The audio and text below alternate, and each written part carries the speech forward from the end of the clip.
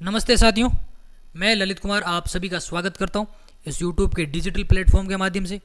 साथियों, आज 10 ही क्वेश्चन डलवाए हैं, किसी कारणवश बाहर जाना है इसीलिए, ठीक है। थोड़ा जल्दी में हूँ, उसके लिए माफ़ी चाहूँगा पहले ही साथियों, ठीक है साथियों। साथियों, सबसे पहले ये मैं आपको एक बात बताना चाहूँगा, कल की जो क्लास रहने वाली है अपनी, ठीक है, कल की क्लास में CCC और AACR2, ठीक है ना, इन जो दोनों प्रैक्टिकल पोर्शन है इन दोनों को कवर करने की कोशिश करेंगे, ठीक है। ज़्यादा जितनी लंबी हो पाएगी, 1.5-2 घंटे की क्लास होगी, कवर करने की कोशिश करेंगे, ठीक है ना। CCC और AACR2, इनमें जो इन दोनों में क्या क्या डिफरेंस है, मेन अंतर क्या है, मतलब मुख्य कारण क्या है दोनों का, मुख्य अंतर, ठीक है ना। दोनों का सेक्शन क्या है, दोनों की एंट्रीज कौन सी है, ठीक है ना। कल की क्लास में पूरा देखने वाले हैं, ठीक है ना। तो कल की क्लास आप ना देखना भूलें, ठीक है ना, अगर ये क्लास आप आज लेते हो तो, ठीक है। बिना देरी के स्टार्ट करते हैं। आज पहला प्रश्न हमारा है, डॉक्यूमेंट डिस्क्रिप्शन का मुख्य उद्देश्य क्या है। What is the main objective of a document description. पुस्तक की सजावट होती है, या फिर दस्तावेज की पहचान और पहुंच योग्य बनाना होता है, या फिर पुस्तक का मूल्य तय करना होता है, या फिर पृष्ठ संख्या गिनना। देखो, सजावट नहीं होती है, पृष्ठ संख्या नहीं गिनना होता, पुस्तक का मूल्य तय वगैरह नहीं होता। जो डॉक्यूमेंट डिस्क्रिप्शन, जो प्रलेख का जो विवरण होता है, पहले उनकी पहचान करनी होती है, देन उसको पहुंच के योग्य बनाना होता है, ठीक है ना। इसका मतलब बी ऑप्शन हमारा इसमें सही होगा, ठीक है। दस्तावेज की पहचान करना और पहुंच योग्य बनाना, ठीक है, दस्तावेज की पहचान और पहुंच योग्य बनाना। दूसरा क्वेश्चन हमारा है, बिब्लियोग्राफी डिस्क्रिप्शन में ISBD मानक किस लिए प्रयोग होता है, ठीक है। जो ISBD है, इंटरनेशनल स्टैंडर्ड बिब्लियोग्राफी डिस्क्रिप्शन, ठीक है ना, मानक किसके लिए प्रयोग होता है। Why is ISBD standard use in bibliography description. मूल्य तय करने के लिए होता है, या फिर अंतर्राष्ट्रीय एकरूपता के लिए, या लेखक बदलने के लिए, या फिर किताब बेचने के लिए। तो सीधी सी बात ये इंटरनेशनल है, बिब्लियोग्राफी डिस्क्रिप्शन ISBD मानक किसके लिए प्रयोग होता है, तो अंतर्राष्ट्रीय जो उनको एक रूपता के लिए होता है, ठीक है, अंतर्राष्ट्रीय की एक रूपता के लिए, ठीक है ना। सीधा क्वेश्चन देख सकते हो आप, मूल्य वाला नहीं होता इसमें, मूल्य का कोई सीन नहीं होता, बेचने का कोई सीन नहीं होता लाइब्रेरी में, सीधा का सीधा है, ठीक है ना, अंतर्राष्ट्रीय एक रूपता के लिए, ठीक है। बात करते हैं 3 नंबर, AACR2 में कितने मुख्य क्षेत्र हैं, ठीक है ना। How many main areas are there in AACR2 bibliography description, ठीक है। या अगर आपको एक अगर थोड़ा समझना है तो आपको बता दें, सेक्शन, ठीक है, सेक्शन की बात है, ठीक है ना। तो सेक्शन कितने हो जाएंगे, 8, ठीक है ना। अगर इसकी थोड़ी बात करें AACR2 की, ठीक है, हालांकि इसको कल विवरण से पढ़ेंगे पूरा, अगर आज थोड़ा देखें, ठीक है ना, तो सर्वप्रथम निर्माण देख सकते हैं, ठीक है, कब हुआ, 1978 में, ठीक है। और निर्माण करता कौन कौन से, तो ALA हो जाएगा इसमें, ठीक है, प्लस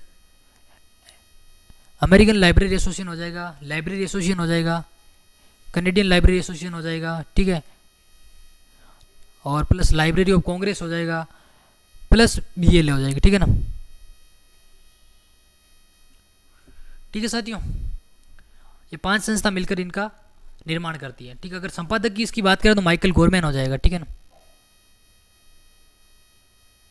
माइकल गोरमैन, ठीक है।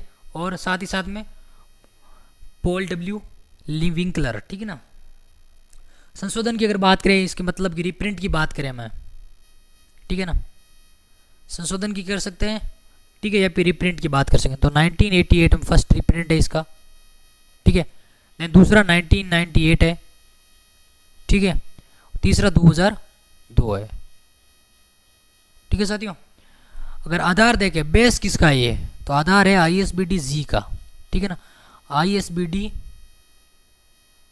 G पर आधारित है, किस पर है, ISBD G पर आधारित है, ठीक है ना। वर्तमान स्वरूप अगर देखें तो RDA बन गया, आप सब जानते हैं, रिसोर्स डिस्क्रिप्शन एक्शन, जो जून 2000 जो कि जून 2010 में, ठीक है ना, RDA बना था, ठीक है ना। इम्प्लीमेंट कब हुआ था, 2013 में, ठीक है। 2015 के बाद में इसका RDS, ठीक है ना, RD की देखरेख कौन करता है, ठीक ठीक है, तो जेएससी करता, ठीक है ना, JSC, RDA JSC, resource description access, JSC का हो जाएगा जॉइंट स्ट्रिंग कमेटी, ठीक है ना। 2015 के बाद में आरडीए की देखरेख कौन करता, तो जेएससी करता है, जेएससी, ठीक है ना, जॉइंट स्टीयरिंग कमेटी करती है। अगर आपको डेट याद रखनी तो 15 नवंबर, ठीक है ना, 15 नवंबर 2015 के बाद में आरडीए की देखरेख कौन करता, तो जेएससी, ठीक है ना, छोटा छोटा देखा हमने एक बार। नेक्स्ट क्वेश्चन हमारा है डॉक्यूमेंट डिस्क्रिप्शन में कौन से तत्व अनिवार्य होते हैं, which elements are initially in document description, title, author, edition, publisher, shelf number, bar code, price. देखो प्राइस तो सीधा ही नहीं हो सकता, बार कोड नहीं होता, सेल्फ नंबर नहीं होता, बचता कौन, एक ही है, मतलब टाइटल, ऑथर, एडिशन, पब्लिशर, ये मेन रोल अदा करते हैं, ठीक है ना। डॉक्यूमेंट डिस्क्रिप्शन कैटलॉग कार्ड में कह सकते हैं, जो प्रैक्टिकल पोर्शन होता है हमारा, ठीक है ना। प्रैक्टिकल पोर्शन में से आपके कम से कम देखो साथियों CCCACR 2, कम से कम आपको इनमें से 7-8 क्वेश्चन देखने को मिल सकते हैं, कम से कम, ये मिनिमम दायरा बता रहा हूँ, दोनों में से 7-8, मैक्सिमम आपको 10 से ज़्यादा ही मिल सकते हैं। तो इनको प्रैक्टिकल पोर्शन आप ज़रूर पढ़ें, ठीक है ना, आपको इनको समझें। CCC में कौन सा सिंबल कहाँ लगता है, किन किन कोलैबोरेटर ऑथर को जोड़ने के लिए कौन सा लगता है चिन्ह, कोलन किन को जोड़ने के लिए लगता है, सेमी कोलन किसको लगता है। ACR 2 में सारे अगर क्वेश्चन बढ़ेंगे तो चिन्ह से संबंधित बढ़ेंगे, ठीक है ना, तो जरूर पढ़ना आप। टाइटल, ऑथर, एडिशन, पब्लिशर, ठीक है ना। बात करते हैं 5 नंबर, कैनन ऑफ असर्टेनिबिलिटी किससे संबंधित है, जानकारी सत्यापित और स्पष्ट होनी चाहिए, लेखक को छिपाने के लिए, फाइलिंग नियम बदलाव के लिए, या फिर संस्करण बदलने के लिए, ठीक है ना। असर्टेनिबिलिटी क्या मतलब, अनिश्चितता होती है, ठीक है, निश्चितता, ठीक है, निश्चितता मतलब जानकारी सत्यापित और स्पष्ट होनी चाहिए, साथ में दे दिया इसका। 6 नंबर क्वेश्चन की अगर बात करें, डॉक्यूमेंट डिस्क्रिप्शन में पंचेक्शन का प्रयोग किसके लिए होता है, ये बढ़िया क्वेश्चन, ठीक है ना। पंचेक्शन का लिया प्रयोग किसके लिए होता है, why is punctuation used in bibliography description, सजावट के लिए, भागों को अलग करने के लिए, लेखक को उभारने के लिए, फाइलिंग के लिए। तो अगर देखें इसमें तो इसमें हो जाएगा भागों को अलग करने के लिए, ठीक है ना, अलग अलग पार्ट को अलग अलग डिवाइड करने के लिए पंचेक्शन का प्रयोग होता है, ठीक है ना, भागों को अलग अलग, टू सेपरेट एलिमेंट्स, ठीक है ना। स्टैंडर्ड नंबर ISBN का स्थान किस क्षेत्र पर होता है या किस क्षेत्र में होता है, where does the standard number appear, physical description area में, या टाइटल एरिया में, या नोट्स एरिया में, या standard number and terms of availability areas, ठीक है ना। अगर इसकी सही बात करें तो जो ISBN का स्थान किस क्षेत्र में होता है, तो standard number and terms of availability, ठीक है ना, एरिया में, इसमें होता है, ठीक है ना, डी इसमें। थोड़ा जल्दी में हो साथियों, इसीलिए थोड़ी क्लास को जल्दी पूरा करने की कोशिश है। 8 नंबर का क्वेश्चन है, डॉक्यूमेंट डिस्क्रिप्शन की कौन सी विधि मशीन रीडेबल होती है, ठीक है ना। तो सब जानते हैं मशीन रीडेबल कौन सी होती है, मार्क होती है, ठीक है ना। मार्क बना कब, 1960 में, ठीक है ना, अलग अलग मार्क है, ठीक है ना। तो आप इन चीज़ों को 1960 में LOC द्वारा, ठीक है ना, ठीक है। वर्तमान मार्क का स्वरूप क्या है, मार्क 21, ठीक है ना, मार्क 21, जो कि USA प्लस केन मार्क से बना है, ठीक है ना। ISBD M की बात करें तो 1971 में आ रखा, ठीक है ना, ISBD मोनोग्राफ।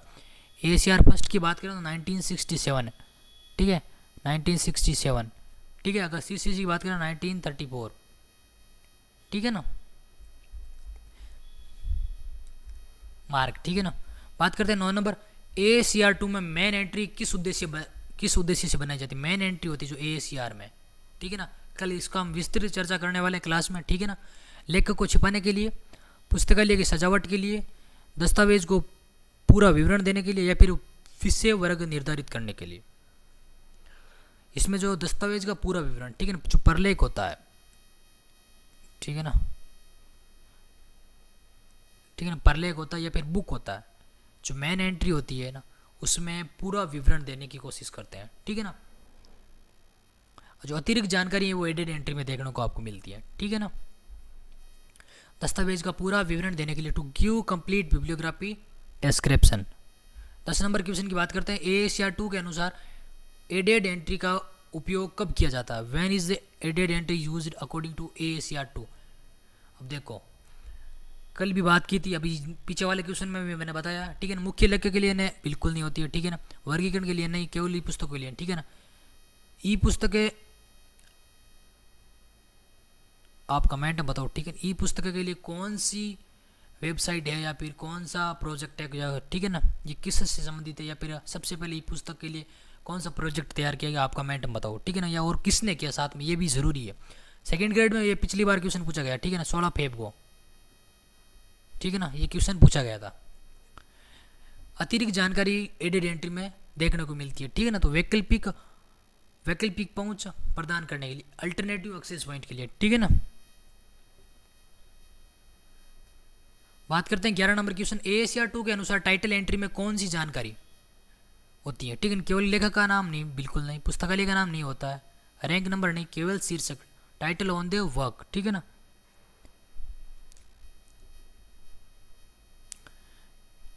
क्या बात है, ज़्यादा क्वेश्चन डाल रखे 10 से, अच्छी बात है। AACR 2 में सब्जेक्ट एंट्री किसके लिए होती है, जो सब्जेक्ट एंट्री होती है AACR 2 में, ठीक है ना, वो किस में होती है। दस्तावेज विषय की पहचान के लिए, या लेखक की पहचान के लिए, या संस्करण बदलने के लिए, या श्रृंखला के नाम के लिए। देखो, लेखक की पहचान के लिए नहीं होती सब्जेक्ट एंट्री। सब्जेक्ट एंट्री की अगर सब पहली बात करें तो एडेड एंट्री होती है, ठीक है। कौन सी बनती है एंट्री, एडेड एंट्री बनती है। आपसे पूछ लिया जाए सब्जेक्ट एंट्री से कौन सी एंट्री बनाई जाती, तो एडेड एंट्री, ठीक है ना। श्रृंखला भी नहीं होता, संस्करण भी नहीं होता, तो कौन सा बचा, दस्तावेज के विषय की पहचान के लिए, ठीक है ना। जो प्रलेख होता है उसमें जो कौन सा विषय है उसकी पहचान करने के लिए सब्जेक्ट एंट्री बनाई जाती है और एडेड एंट्री के रूप में बनती है, जो कि ट्रेसिंग सेक्शन में दर्ज होती है, ठीक है ना। ये भी ध्यान रखा, एडेड एंट्री कौन सी सेक्शन में दर्ज होती है, तो ट्रेसिंग सेक्शन, ठीक है ना। अगर हिंदी में बात करें तो संकेतन अनुच्छेद है ना, संकेतन अनुच्छेद में इतर प्रविष्टियां दर्ज की जाती हैं, ठीक है दोस्तों। दस्तावेज के विषय की पहचान के लिए 13 नंबर का क्वेश्चन है हमारा। AACR 2 में सीरीज एंट्री, या देखो वापस वही एडेड एंट्री की भाग है ना, एडेड एंट्री। सीरीज एंट्री भी किस में बनती है, एडेड एंट्री में, ठीक है ना। किस परिस्थिति में बनती है, जब पुस्तक श्रृंखला का भाग हो, जब पुस्तक का लेखक 2 हो, जब पुस्तक ई फॉर्म में हो, जब पुस्तक पुरानी है। तो पुरानी से कोई मतलब नहीं है, ई फॉर्म से भी कोई मतलब नहीं है, लेखक 2 हो तो कोई मतलब नहीं है, श्रृंखला का भाग हो, ठीक है ना। जब पुस्तक का श्रृंखला का भाग हो, तब अगर श्रृंखला दे रखी है उसके अंदर अगर सीरीज दे रखी है, ठीक है ना, क्वेश्चन में अगर सीरीज दे रखी है तो सीरीज एंट्री भी बनेगी। वो बनेगी किसमें, एडेड एंट्री के थ्रू बनेगी। और एडेड एंट्री किस में दर्ज की जाती है, तो ट्रेसिंग सेक्शन में, है ना। पीछे बताया मैंने, ट्रेसिंग सेक्शन में एडेड एंट्री दर्ज की जाती है, ठीक है ना। जब पुस्तक श्रृंखला का भाग हो, when the book is a part of series. आज के साथियों सवाल हमारे समाप्त यहीं पर होते हैं, ठीक है ना। साथियों कल की क्लास आप जरूर लेना, ठीक है ना, जिसमें CCC, ठीक है, प्लस AACR 2, ठीक है ना, इससे संबंधित जो सारे के सारे, ठीक है ना, इनसे संबंधित आपकी जो सारी की सारी जो भी डाउट्स हैं कल क्लियर होने वाले, ठीक है ना। इनकी कम से कम 1 घंटे से ज़्यादा का तकरीबन 1.5-2 घंटे की क्लास लेने वाले हैं, ठीक है ना, प्लस, ठीक है ना। तो आप ये वाली क्लास, कल वाली क्लास ज़रूर लेना, ताकि डेफिनेटली कहता हूँ आपकी AACR 2 और CCC में क्वेश्चन गलत होने के चांस बहुत रेयर हो जाएंगे, ठीक है ना। अगर आपने पहली अगर पढ़ रखी और ये रिवीजन के तौर पे हो जाएगी तो बढ़िया हो सकती है, ठीक है ना। धन्यवाद साथियों, ठीक है ना। आज थोड़ा लेट हो रहा हूँ, कहीं जाना मेरे को, उसके लिए पहले ही माफ़ी चाहता हूँ मैं। कल की क्लास में आपको CCC और AACR 2 देखने को मिलेगी रिवीजन के तौर पर, बढ़िया। पहले क्वेश्चन करेंगे, देन हम इन दोनों का रिवीजन करने वाले हैं, ठीक है दोस्तों। धन्यवाद।